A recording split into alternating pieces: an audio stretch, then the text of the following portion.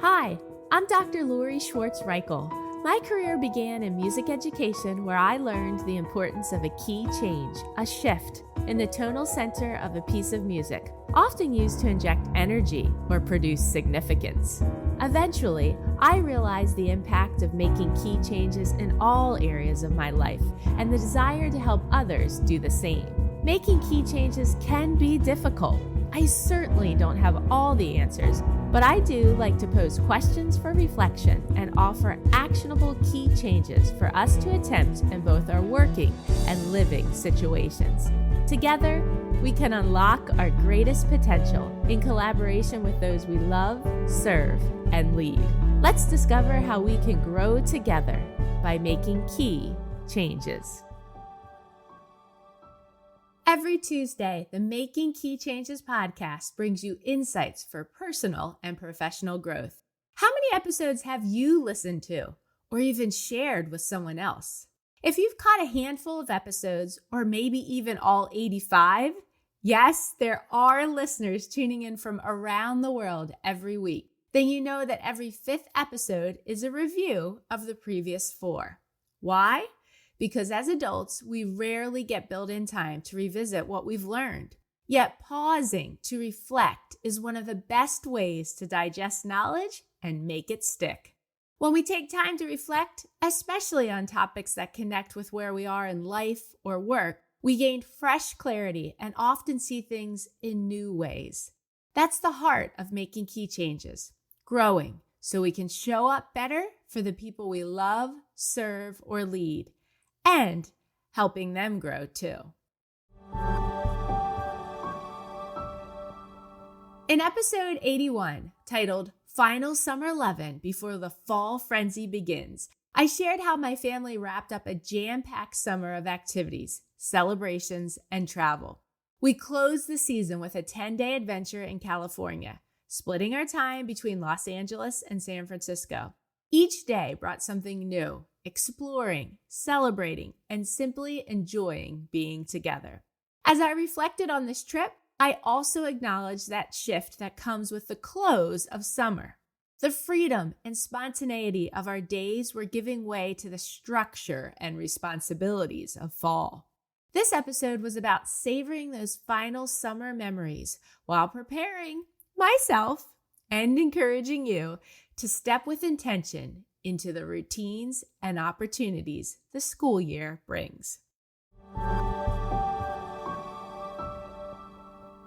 Next, in episode 82, titled Establish Effective Back-to-School Routines, which I also turned into an article, we focused on setting up strong routines for the start of the school year. I offered reflection questions and actionable steps for leaders, teachers, and families to create consistency and structure during transitions. The emphasis was on being intentional, not just routines for the sake of them, but routines that truly serve goals such as learning, well-being, and efficiency. Then, in episode 83, From Summer Chaos to Consistent Fall Routines, I built on that theme of transition, moving from the more flexible, sometimes disorderly pace of summer into fall with steadier habits. We discussed what consistency looks like in the fall through routines, expectations, and structure, and how that consistency can ease stress and improve overall effectiveness. And finally, in episode 84, I took a personal and practical look at the power of routines by reflecting on my guiding word for the year, consistent.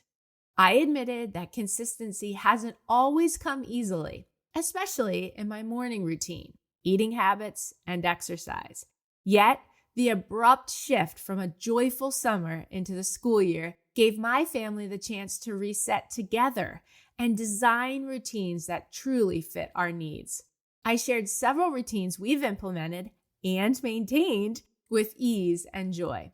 These small shifts have allowed our confidence as individuals and as a family to shine. In this episode, titled Get Your Groove Back, I share how routine plus joy equals the confidence to thrive.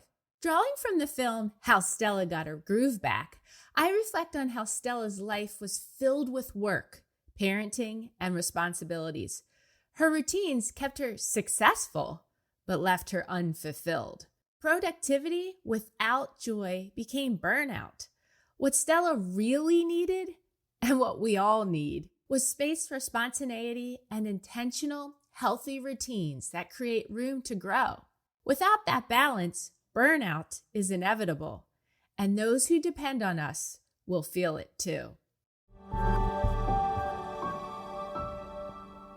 The line I kept returning to in these episodes is that leaders must model healthy habits. Whether in families, classrooms, or workplaces, people look to us for examples of how to manage life's rhythms. Without intentional modeling, others lack a framework to follow. We need to unlock routines that empower us and others, rather than drain us. Consistency, accountability, and growth form a powerful feedback loop for lasting change. As we shift from summer into fall, let's revisit our routines, especially our morning ones, and model the habits we want others to follow. Doing so encourages those we love, serve, or lead to grow too. Let's feel empowered, not exhausted. And let's support others in building routines that fuel their ability to thrive instead of draining them. With even one key change, we can experience an immediate boost in confidence, along with improvements in productivity, mood, and energy. Thanks for listening to episode number 85 and being a part of our Making Key Changes community. I encourage you to revisit the previous 4 episodes to take in the full series on routines, whether it's your first time through listening or a quick refresher. And while you're at it, be sure to check out the episodes on conquering burnout. They are number 64, 53, 12, and 2. They're some of the most downloaded episodes for a reason. And finally, if you haven't subscribed to the Making Key Changes weekly newsletter yet, you'll find a link in the show notes. Published every Wednesday, it aligns with each week's podcast topic and offers even more insights to help you make key changes to grow. If this episode or any of the previous ones resonated with you, I'd love to hear from you. Share the show with someone who might benefit. Leave a review on your favorite podcast app or reach out through my website, makingkeychanges.com. And if you'd like to experience this content live, I'm available to speak at your school, company, or organization. How are we making key changes to create routines that empower us and those around us rather than exhaust us? Thanks for listening. If you haven't done so yet, please consider rating and reviewing the Making Key Changes podcast on the Apple Podcast app.